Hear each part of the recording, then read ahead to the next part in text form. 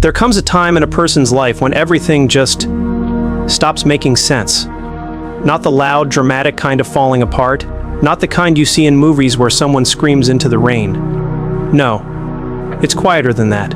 It's waking up one morning and looking at everything you've built, the routine, the relationships, the version of yourself you've been performing for years, and feeling absolutely nothing. Just this hollow, echoing silence where meaning used to live.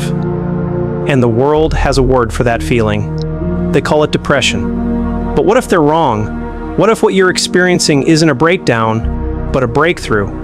What if the heaviness you feel isn't your mind turning against you, but something ancient and wise inside you finally refusing to keep pretending? What if you're not falling apart, but falling awake? I want to talk to you today about something most people are too afraid to say out loud.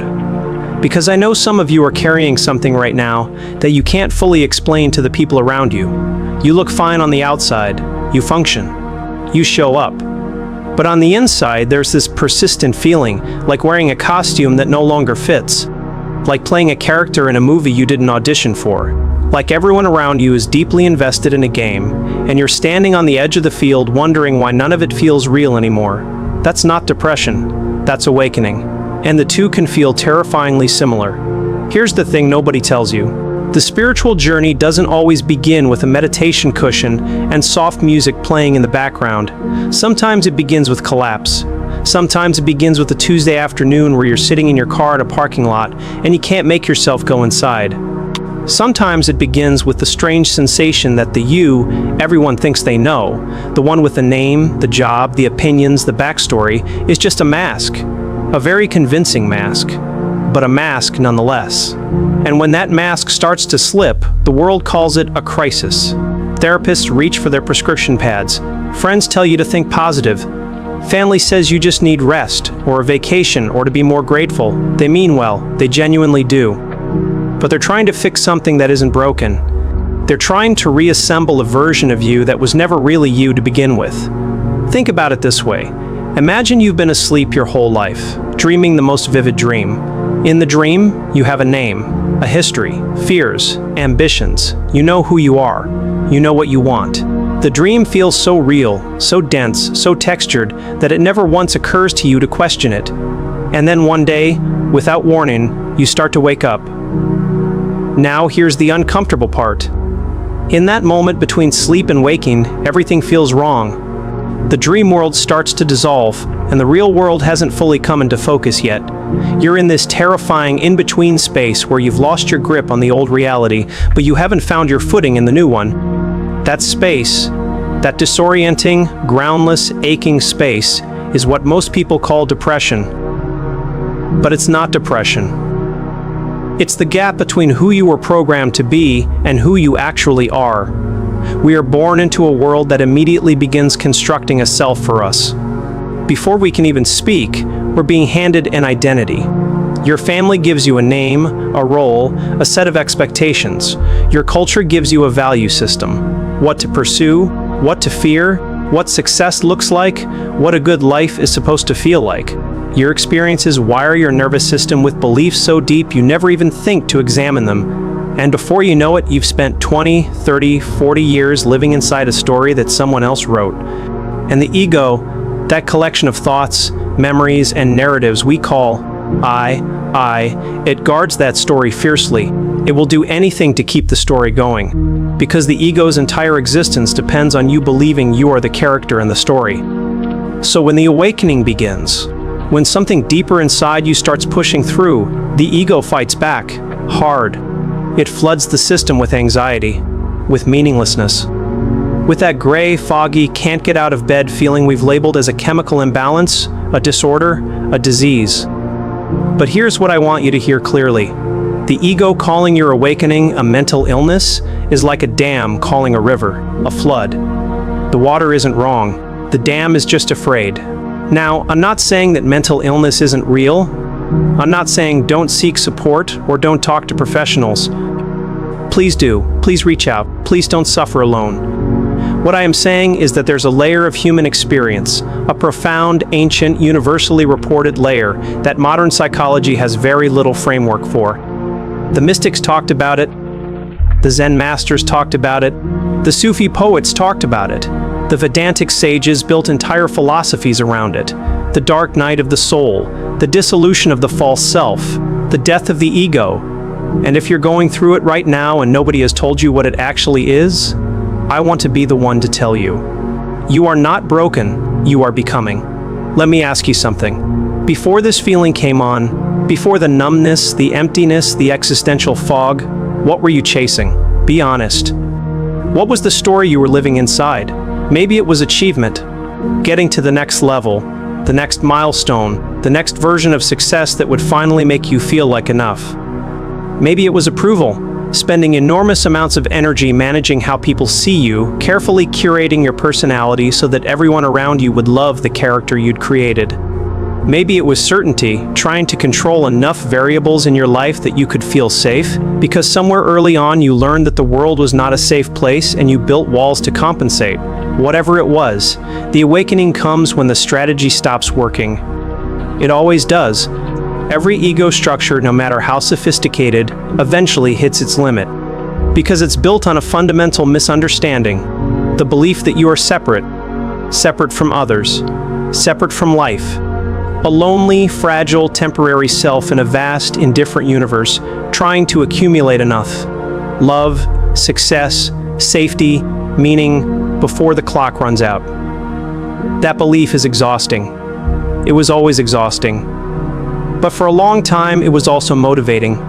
It kept you moving. It kept the story going. And then one day, maybe gradually, maybe all at once, it stopped being motivating and just became exhausting. That's the moment. That's the crack in the wall. And that crack isn't damage.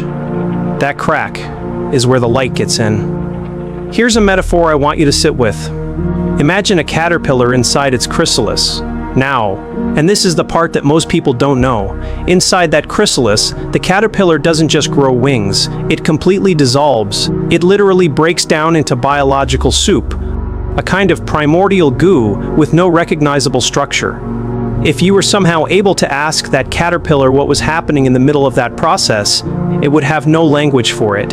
It would have no framework. It would just know that everything it once was had come apart. What you might be going through right now is that dissolution. You are not a broken caterpillar. You are becoming something that has no resemblance to what you were before. And the fact that you can't see the wings yet doesn't mean they aren't forming. The ancient traditions had a concept for this called ego death. Not literal death, but the death of the constructed self. The self that was made of fear and conditioning and performance. And they were very clear about one thing: it doesn't feel good while it's happening. In fact, it can feel like the worst thing you've ever been through. It can feel like grief, like losing yourself, like the ground has been pulled out from under you. But on the other side of it, and here's what I need you to hold on to, on the other side of that dissolution is a kind of freedom most people never experience. Because the self that emerges isn't the old one patched up. It's something lighter, something more honest, something that doesn't need the same desperate reassurances the old self needed. You stop needing to prove yourself because you've stopped believing in the version of you that needed proving. You stop needing the approval of others because you've stopped mistaking their opinion for truth. You stop being afraid of silence, of stillness, of being alone. Because in the stillness, instead of finding emptiness, you find presence.